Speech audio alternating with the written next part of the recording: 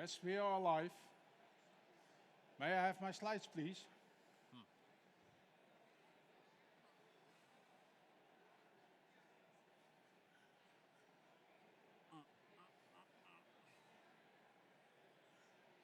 Ladies and gentlemen, you have an opportunity to get active in this session. Please scan the barcode so you can put some answers and put some questions online. Maybe we can put them up later. And now we will start with the session. My name is Harry Schmeitz. I'm your moderator this afternoon. I'm working for the top sector Horticulture, which is the innovation program of the Dutch horticulture industry. And starting materials, I heard today it's more called CEA. That's something new for me because it's greenhouses and vertical farming. But we move on very fast. We have a nice program today on food secure circular horticulture. And also we have sessions tomorrow and the day after tomorrow. And we have nice time. This is me. I'm a guy who had the opportunity to study horticulture. But I made one failure in 1985. I started working in the world of ICT. So I'm one of probably the oldest ICT guys in this industry because I started in industry when the IBM XT was invented. That was the first personal computer. So that's my background. I'm very pleased with my three guests today. First off, Wageningen University, Richard Harrison, the managing director of the Plant Science Group. I'm very happy he can make time. He is a member of our horticulture board, which is the national body in our research programs. And then we have two researchers, one on packaging versus waste, Ulfart van Tode van Elsen. I hope I say it well. And the other one is in mushrooms in circular horticulture, Alexander van Tuil. And they both will present research programs which are done in our national research programs, the PPS, as we call it, public-private collaborations. And of course, we will have some discussion. So if you have any ideas, use the barcode later on, put them on event days, so we can then go on.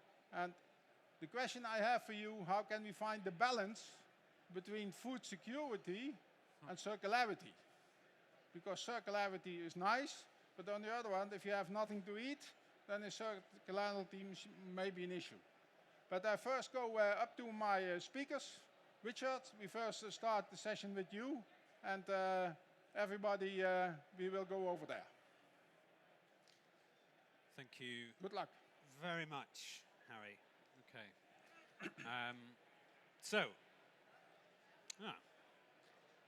Is this a...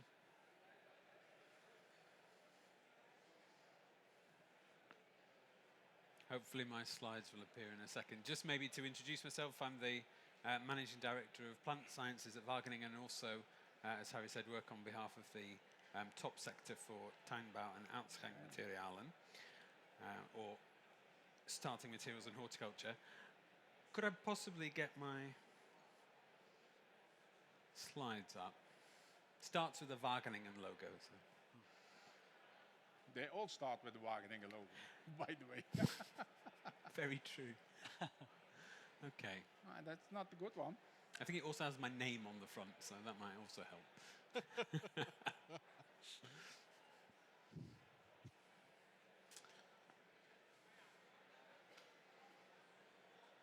Something's wrong. Okay. Well, maybe I can just start and then hopefully the slides will catch up with me. There's really four areas that I'd like to talk to you today a little bit about and maybe give a perspective of where the future challenges and opportunities lie. They are specifically health. I think in our sector we know a lot about how fresh fruit and vegetables are important for our health and important to see where the trends are leading us. I also want to talk a little about the energy transition. We heard a little bit about that in the last session, and I'd like to point to where I see a lot of innovation happening in the Dutch system. I'd like to talk a bit about inputs and circularity. So again, we heard a little bit about that in terms of mapping materials flows in the previous section. And I'd also like to talk a little bit about automation and robotics and where the future potential is there. But really now I do need my slides. So.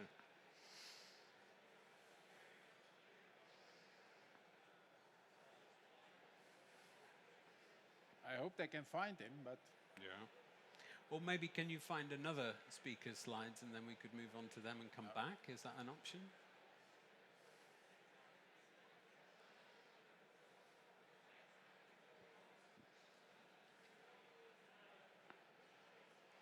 for technicians and no slides. Now, Harry, I recall That's you a nice saying average. In you how were an technology expert in works. IT, so maybe. Yeah, that's a nice average how technology works. Well, I'm going to sit down for a But the moment. opening slide of every presentation is the same. I think that's the problem.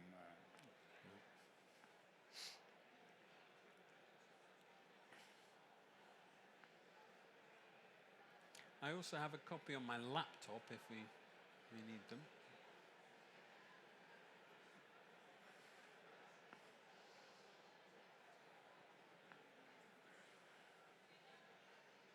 Shall we ask what the issue is? I think the people give us a few minutes, but Yeah, I think adding in one extra person wouldn't help at this point. I checked them this morning. They were okay. Yeah. They were on the session. No, I did my homework, Harry. Yeah.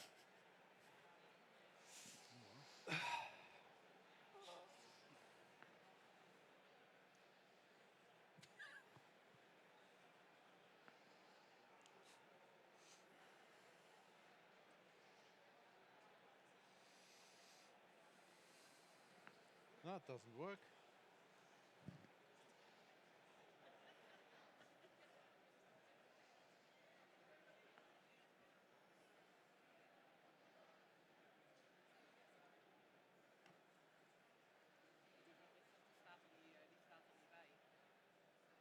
Er stonden tot 3 op het sessiebord. There's only 3 presentations.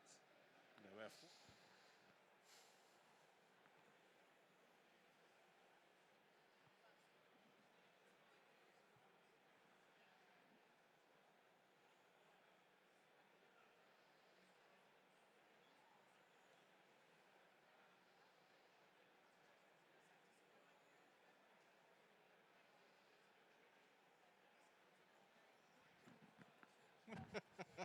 Taste?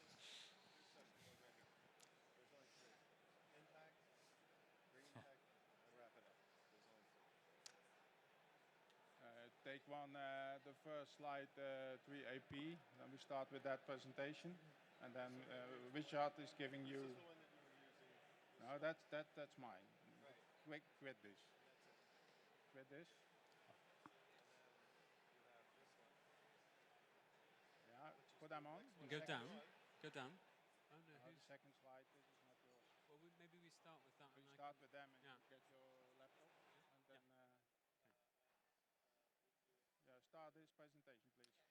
There are some other slides, so if one of you grabs that, you may go first. But Okay. Well, Okay, ladies and gentlemen, somewhere we lost the presentation on the big Wild World Web, but we go to another speaker. Please give that session up. We start with the mushroom. okay. You will be the Thanks. first. All right. I hope we get them up.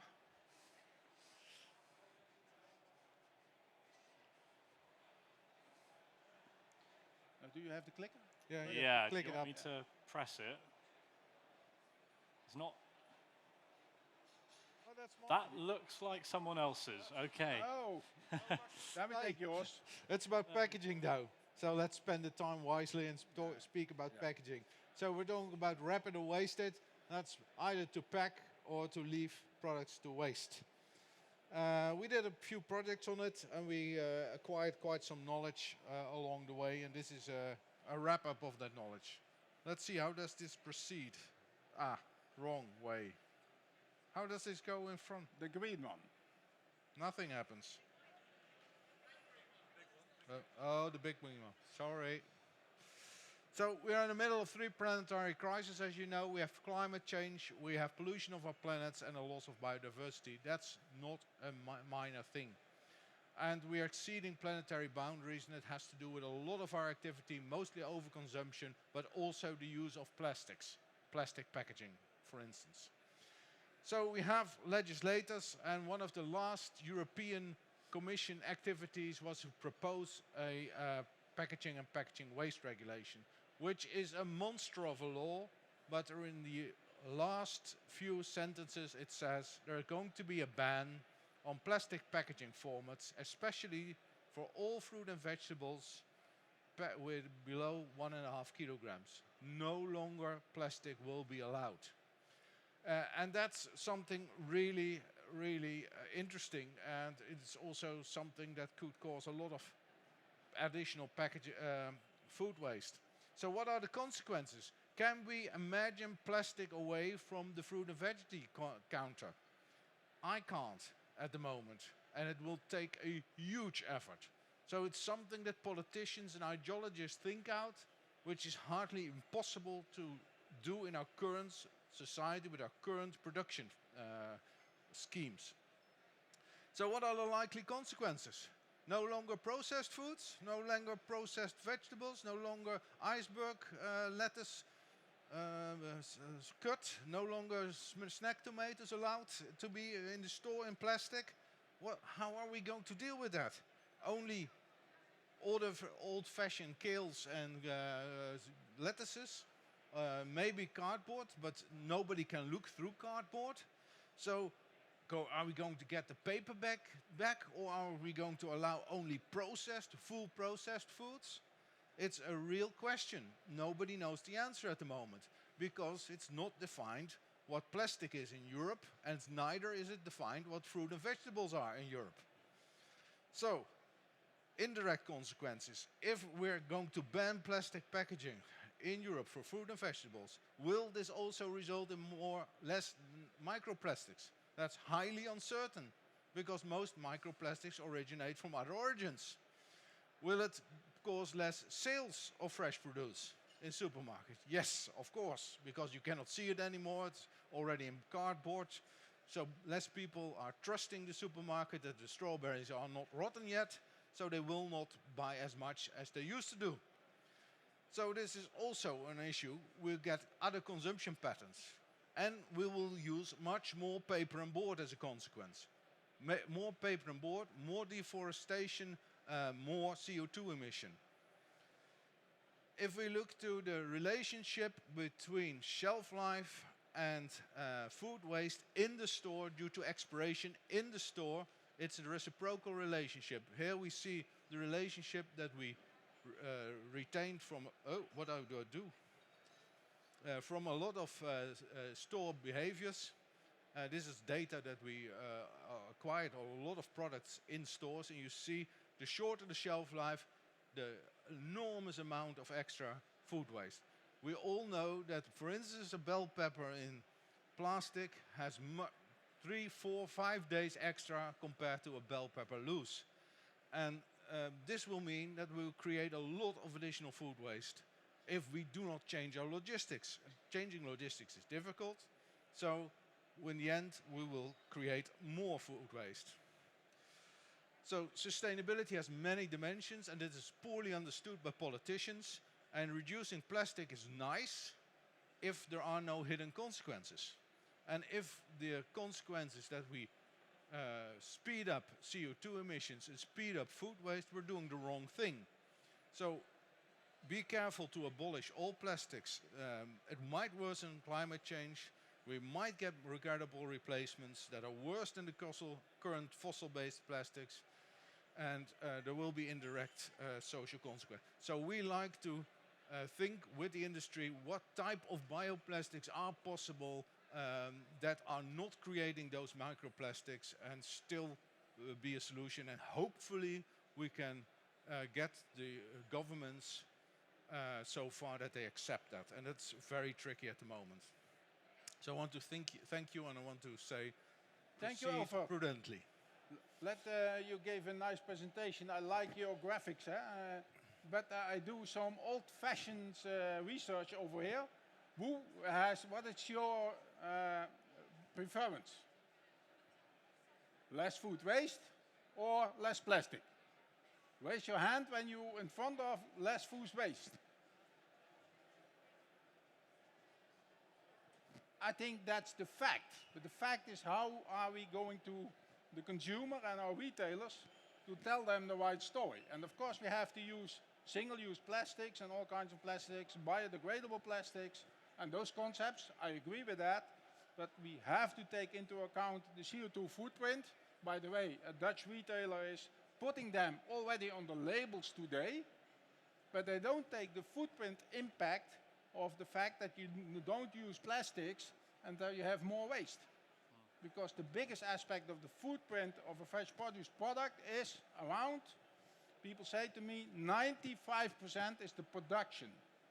So the packaging has only 2-3% of it and a little bit of transport and distribution. So the impact of lowering the footprint with no use of plastics is not good for the environment. That's my conclusion. Ulfa, thank you very much. We go to the next speaker. I don't know who you have. Richard, the gentleman on the right. Oh, Yeah. Alexander. Yes. Thanks. All right, well, thanks everyone, and thanks for having me. Today I'd like to tell you a little bit about a project that was all about connecting mushroom production to greenhouse horticulture as an example of a circular crossover of the two. So this was a PPS co-funded by the top sector between our business unit, a few partners, and also the mushroom group. So I'll jump right into it. First of all, to give you some background, you might be aware of the drive towards circular greenhouse horticulture, that instead of being reliant on finite resources, we instead start using byproducts. And one of the ways we want to do this, potentially, is through a concept we call crossovers. Now here you see a kind of idealized sketch of what that could look like. So we have a greenhouse in the back there, we have a barn full of pigs, we have a field, we have marshland, and all of these things can exchange flows, meaning that there's far less waste and far less resource depletion. So that's kind of the background of an idealized vision or sketch of what that could look like. And this project is about a crossover with mushroom production. Now, I can imagine not everyone here is familiar with mushroom productions. I certainly wasn't. So very often we think about it as just being this. We have a substrate, then the mushrooms produce fruiting bodies, job done. But of course, there's a whole chain involved here. And we start with producing a compost that is used as an input. Basically, it's a mix of straw and horse manure, and that gets composted. Another thing I should say is that although button mushrooms are the vast majority of the mushrooms produced in the Netherlands, oyster mushrooms are also an up-and-coming product.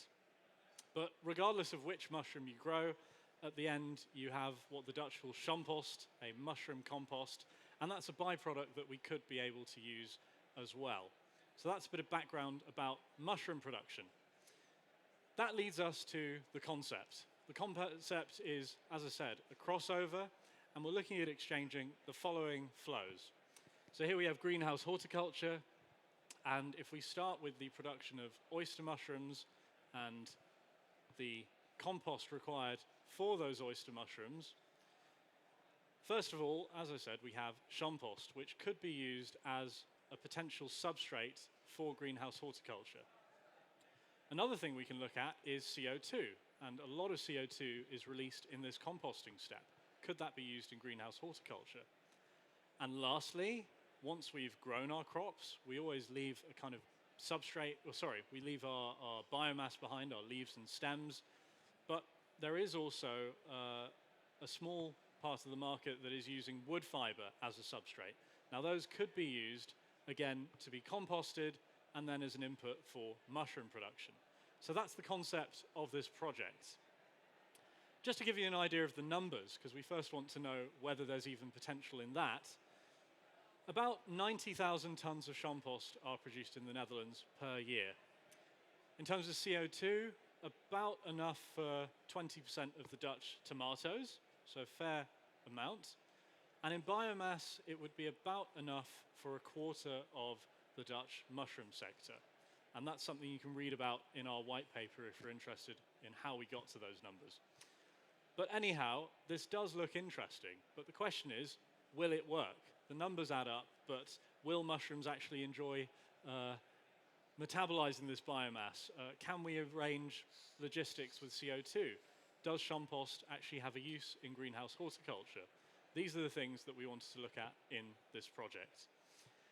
Here are the partners that were involved in the project, beyond, of course, the top sector. So we have Pilsenage, a Hungarian mushroom grower.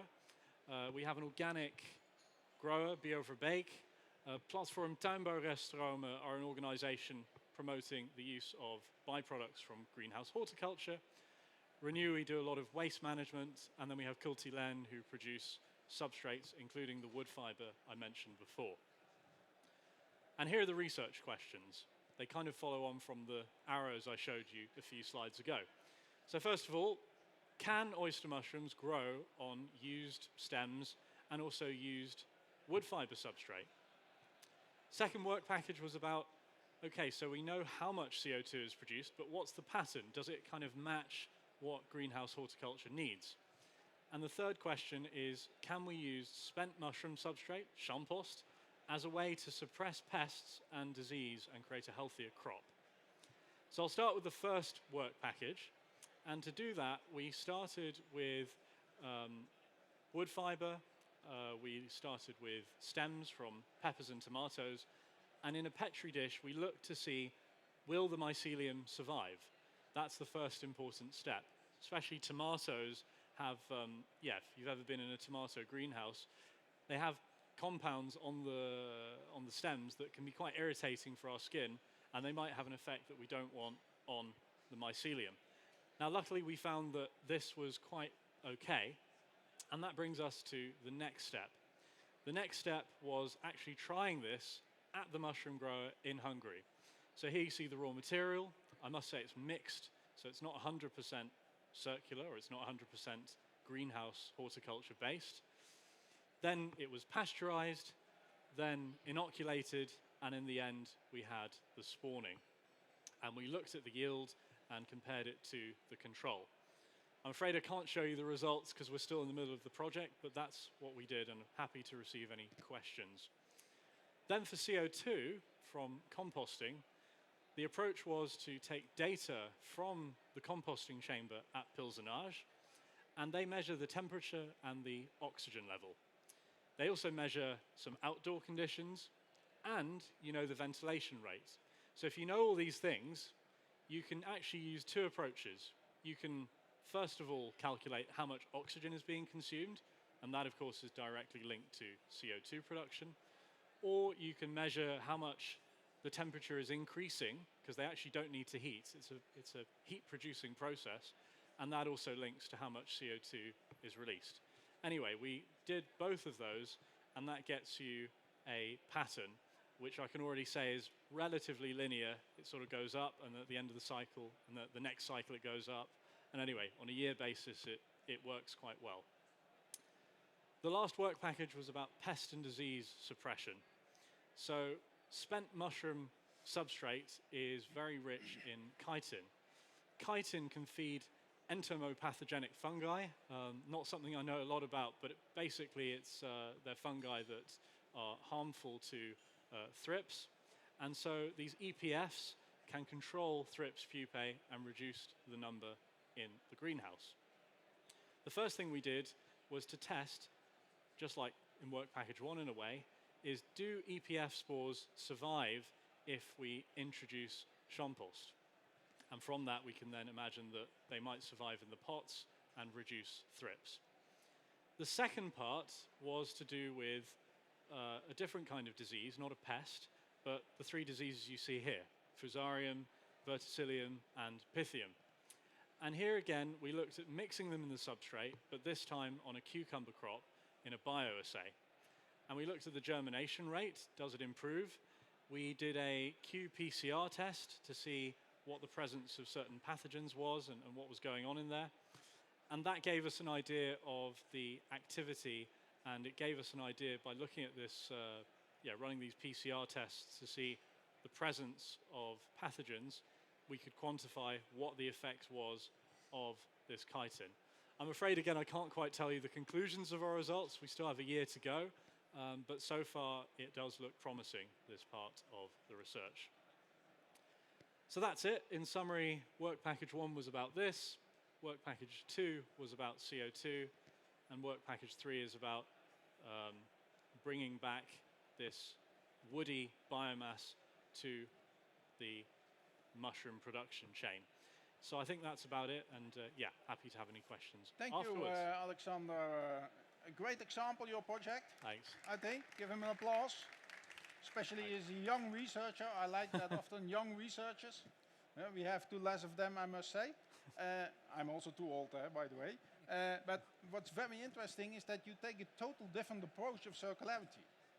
It's not the circularity that we upcycle something, but we take products out of the value chain, like tomatoes, and then you change that into, for instance, the pesticide.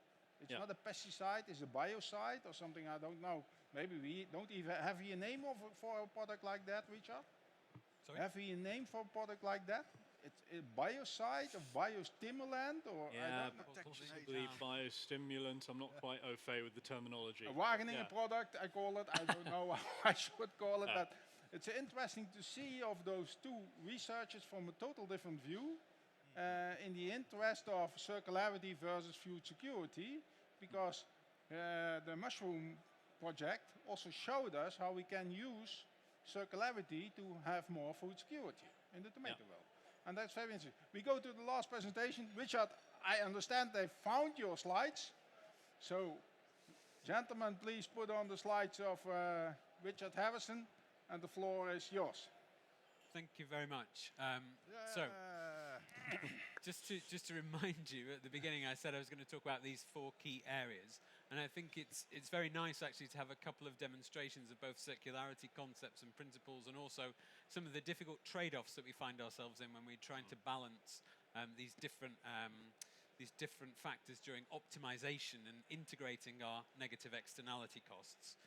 And when we look at the horticultural sector in the Netherlands, and I think it was referenced in the earlier section, really this balance between having an innovative landscape and being ambitious in terms of circularity and emissions reduction is something that gives the whole sector unique properties. And actually the sector's pretty ambitious in terms of its goals, both for CO2 reduction, a 55% reduction or more than by 2030, trying to have no emissions of fertilizers and crop protection out from greenhouses into surface waters before 2030, reduction of energy use, reduction of synthetic fertilizer use, climate neutrality actually earlier by 2040, and circularity with respect to materials. That's an ambitious set of objectives that really requires an innovative landscape to deliver.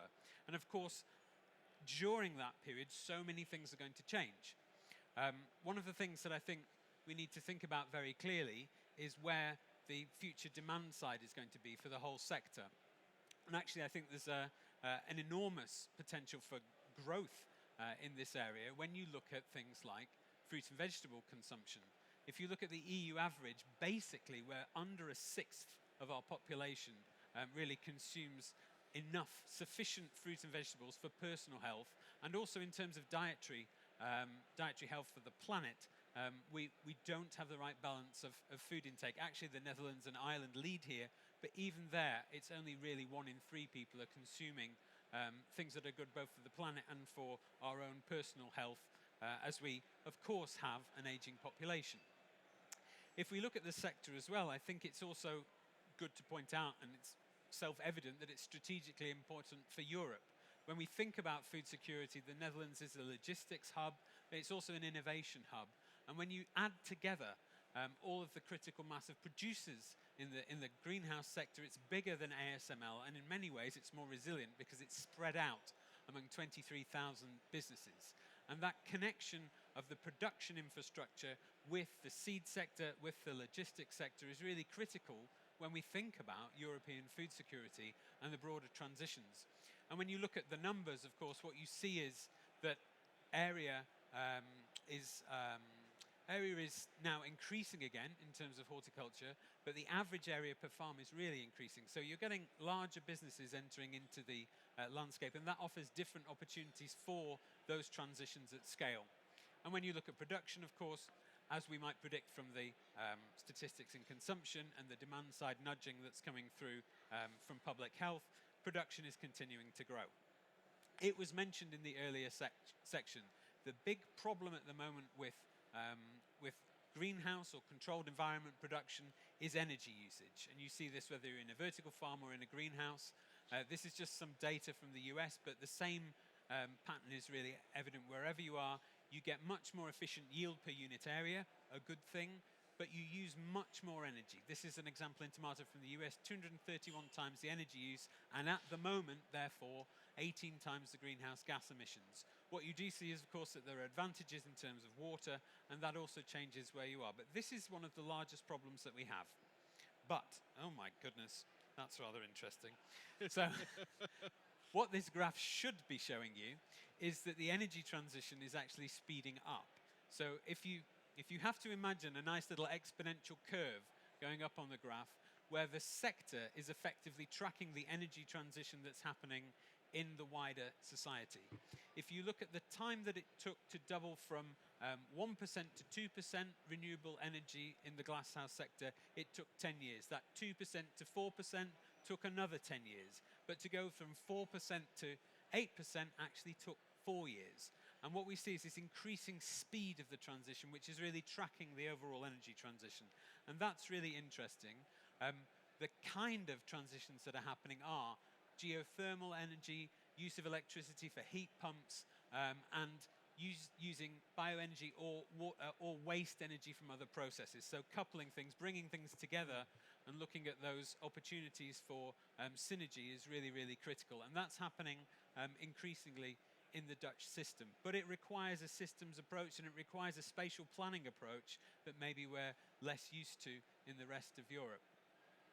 When we look to the future of energy costs, I think it's important to say that under all situations, even in a model where you have geopolitical tensions in the red line, energy costs from now are going to go down in the future. And that really depends on what's adopted and when, and how demand is and how policies are steered. But overall, energy costs are going down. What's not going to go down is the fluctuation in energy pricing. We've seen it already, negative pricing in terms of energy supply and demand because of renewables. That's going to increase, and that actually provides innovation opportunities for the glasshouse sector. And again, thinking about the role within that, grid balancing and buffering and taking energy and using it, storing it and recovering it, that's where there are real opportunities. When we look at water use, I gave you some American statistics where it was about 25% more efficient for greenhouse production of tomatoes. But actually in the Netherlands, where you're moving to closed loop systems and really closed greenhouse production, you're looking at 15 times the productivity in terms of water. And of course, although it's not a problem in the Netherlands, so much water, or too much water is the problem, in other parts of the world, of course, water scarcity is a big problem. And there what you can see is that with new greenhouse technologies, the efficiency of water use really is improving. Of course, it's like a motorway, you build another road, people use the same amount of supply, so actually total water use in the Netherlands isn't changing, but in fact efficiency really is changing, and that's very important. When we look at crop protection, we see again positive changes. We see a story of a little bit of two halves in terms of edible food production across between 2012 and 2020, real drops in use of crop protection per kilogram per hectare of crop in all areas. We see the same pattern in ornamentals, but much higher overall usage. And that's something that needs action to be taken. And there we need to look at integrating biological control practices much more across many different crops, and potentially the use of new biotechnology, new breeding technologies to bring in natural plant resistance. And that will then help in terms of emissions. The greenhouse sector still has a lot of emissions that go into water, mostly because of processes and protocols, and that needs action as well. But that's why we have an integrated knowledge agenda in the Netherlands, and where policy can be coupled with market innovation opportunities. And so I expect that there will be action on this in the coming years. In the previous session, you also saw this. This is a resource mapping flow, and the idea is first, if you can measure what the scale of the problem is, that allows you to prioritize and start to take actions. And you can see that, again, action on water use, action on substrate use. Walk around here, you see so many companies innovating in these two areas. And that will, again, really make a difference to the overall resource use footprint of the greenhouse sector and does require a lot of the innovations that we've seen examples of today. One of the things I want to talk about a little bit more is, again, thinking about a big trend that's coming over the coming years. It's demography. We are an aging population, whether you look at the Americas, whether you look at China, whether you look at Europe, we are all aging populations, and that drives many of the needs that we have at the societal level. And so when you look in terms of, this is some Dutch data, when you look at net migration figures, they are going up. They are going up because we need labor at the moment for many of the key areas that we all rely on: social care, aging, building, construction, food preparation, and agriculture and horticulture are, of course, also a big part of that. And so laborious jobs dominate migration at the moment.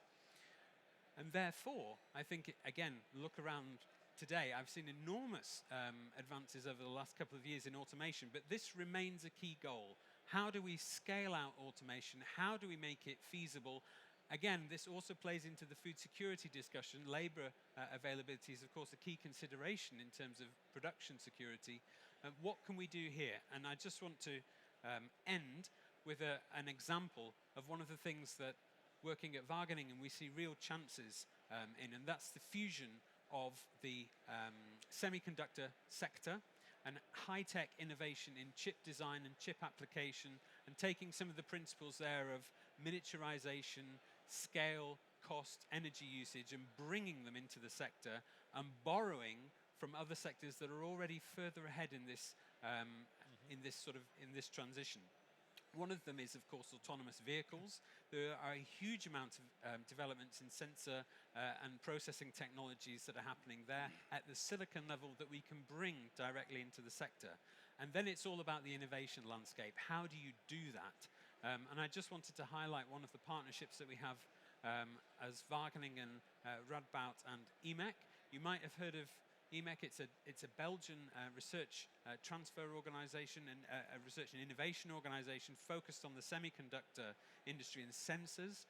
And we've partnered with them both in the area of health, preventative health, and in automation and horticulture, in order to try to work more quickly to bring some of these innovations not only to market, but to work to inform the design of AI embedded on chip, edge AI, new chip technologies that can be used to really lead to a scale reduction in the cost of the underpinning technologies that will lead to scalability in the market in terms of automation. So that's my attempt to marry a bit of the food security and the circularity debate together. And just to highlight what I've said, I think production definitely can increase. We need to think about health security as part of food security and efficiency of land use. There are enormous opportunities to reduce emissions through taking advantage of the new grid conditions, and we need to think about efficiencies in all of these different resource flows, but that's already happening and underway, but it's still a challenge to make it effective and accessible to the market. And again, disruptive innovation in automation and robotics, again, could lead to a step change in what we can do in the sector to really bring about the transitions that we need overall in society. Thank you. Thank you, Richard. Okay, I have some questions for you, but maybe technology guys, can you put on the reflections on the ACE, please, if that's possible? Richard, I'm glad you showed us the water footprint. Do you think the industry is enough aware of the water footprint? Because I hear them everybody talk about the CO2 footprint. I hear you also say energy use, but are we enough aware of water? I think it depends where you are in the world. If you're a grower in certain parts of Southern Europe and even in the UK, you're definitely aware of the water footprint. I think maybe what's not as apparent, and maybe as a sector what we don't talk about enough, is that enormous step change in reuse and recyclability of water that's coming with the next range of technologies of glasshouse production, because it really does offer enormous opportunities for water saving, which of course then leads to energy saving and opportunities to do other things with water. Another question for me, for all of you. I always say when you are in a greenhouse, then it's very clear. that you are in the greenhouse, that you have a yield and it can be a little bit less. But when you are outdoor, open field, you can have the opportunity, you have new cucumbers or something like that. So what do you think is more food secure, the greenhouse or the open field? One word. Depends. Sorry. Typical scientist. That's a researcher. Depends. No, it's not. It's not about research, Rachel. Sorry. A word. Yes or no? I think I had Yeah, the opportunity to meet Harry, your wife. overall- I know she says she wants you to say yes or no. outdoors. That's my answer is outdoors, but because it depends. Yeah, it depends. Okay. Ulfat? Well, if climate change continues the way it does, I think adapted glass houses are in the lead because you can regulate climate much better in a glass house than in the open field. But I'm right. Richard is right. It depends on the conditions. Alexander? I would unsurprisingly also say it depends, but my answer would probably also be open field, simply because if we're talking about food security, then we're talking about calories and macronutrients, and it ain't going to be tomatoes that prevent us not having enough calories. So in that sense, I'd say open field. But what I mean by that is also then that it depends on the crop, and these luxury crops that we see here. I think greenhouse horticulture can play a huge role there in terms of security for reasons that you also mentioned. Okay, thank you. Some remarks from the audience? No? Then we are going to make this session to an end because we have 40 more seconds. I want to thank the speakers. We have a stop sector, something for you to make it circular. You can drink it and it's going back to the water. So we want to thank you. Great presentations. I want to, of course, especially ask the Dutch guys over here in technology. We are working on a big PPS call on cybersecurity and cyber resilience. Please take that into your mind because that is one of the issues which is also very needed in this industry. And Vera will give you a nice bottle. Thank you. Thanks. Dankjewel. Dank je, Harry. Richard, dankjewel. Dankjewel. Ook in het Nederlands voor jou. Bedankt. Dankjewel. Thank you. Dankjewel. Ladies and gentlemen, see you tomorrow on the next session on the future vision on horticulture.